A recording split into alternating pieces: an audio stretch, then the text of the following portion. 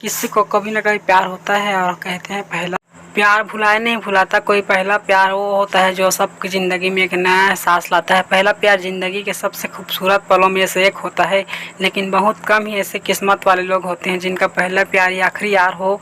ऐसे एक कहानी प्रीति और अमित की है।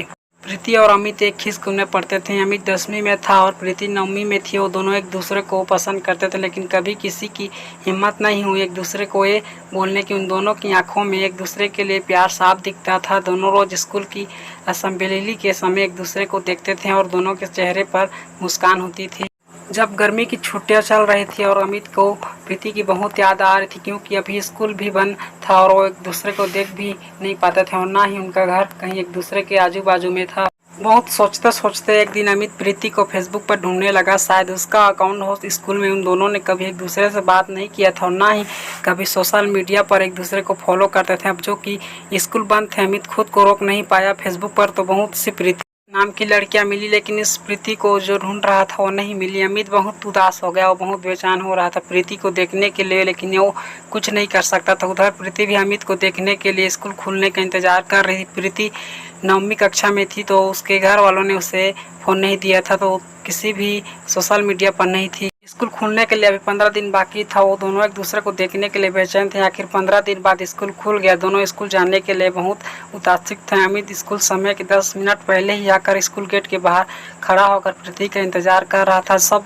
बच्चे के करके स्कूल आ रहे थे, लेकिन प्रीति अभी तक उसे नहीं दिखी। गेट पर खड़े चौकीदार ने कहा कि अंदर जाओ, सब गेट बंद होने वाला है। आखिर अमित क्या करता, वो अंदर चला गया और अपने क्लास में बैग रखकर प्रार्थना के लिए असेंबली में गया। वो बहुत उदास था कि प्रीति क्यों नहीं आई। आज स्कूल का पहला दिन है, क्या हुआ होगा उसे। अमित का ध्यान प्रार्थना में बिल्कुल भी नहीं था। जब प्रार्थना खत्म हुआ और सभी बच्चे अपने अपने क्लास में जाने लगे, तभी अमित ने देखा कि प्रीति अपने क्लास के लाइन में सबसे पीछे खड़ी थी। तो वो समझ गया कि प्रीति लेट आई होगी।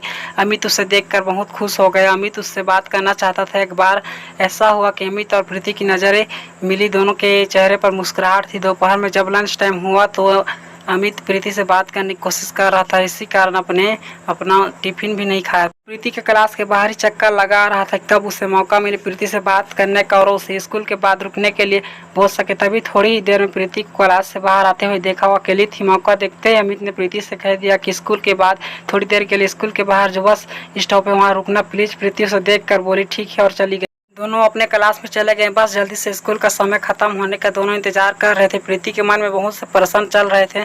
अमित क्या बोलेगा, मैं उससे क्या बात करूं। स्कूल का समय खत्म हुआ। सभी बच्चे अपने घर जाने लगे निकल गए। प्रीति और अमित भी स्कूल से निकले और बस स्टॉप पर गए। प्रीति जब वहां पहुंची तो अमित पहले से ही वहां खड़ा। प्रीति उसके पास गई और उसके बाजू में खड़ी हो गई। अमित का दिल बहुत जोर से धड़कने लगा था। फिर अमित ने हिम्मत जुटाकर पूछा, तुम फेसबुक पर हो। बोली, नहीं मेरे पास फ़ोन नहीं है। अमित ने पूछा, क्यों। तो प्रीति बोली, अभी मैं 9वीं क्लास में हूँ और मेरे घर पर अभी फ़ोन चलाना मना है। अमित बोला, ठीक है। फिर दोनों के बीच थोड़ी शांति थी और अमित ने पूछा, आज तुम लेट क्यों। प्रीति बोली, अभी मैं 9वीं क्लास में हूँ और मेरे घर पर अभी फ़ोन चलाना मना है। अमित बोला, ठीक है। फिर दोनों के बीच थोड़ी शांति थी। फिर अमित ने पूछा, आज तुम लेट क्यों आई स्कूल। प्रीति बोली, मेरी बस छूट गई थी, मुझे देर हो गया। फिर प्रीति बोली, क्यों, तुम मेरा इंतज़ार कर रहे थे। अमित थोड़ा मुस्कुरा कर बोला, हाँ। फिर अमित ने पूछा कि तुम अभी घर चली जाओगी, तो अगर मुझे तुमसे बात करना हुआ तो कैसे बात करूँगा। तुम नंबर दो ना। प्रीति बोली, क्या बात करना है तुम्हें। अमित बोला, ऐसी कोई बात नहीं, लेकिन फिर भी अगर बात करने के लिए मन हुआ। तो प्रीति बोली कि मेरे दोस्तों के पास मेरे पापा का नंबर है, उनको मुझसे बात करना रहता है या कुछ काम रहता है तो उस पर फ़ोन करते हैं, लेकिन मैं तुम्हें वो नंबर नहीं दे सकती। और तभी प्रीति की बस आ गई और अमित को बाय बोलकर चली गई।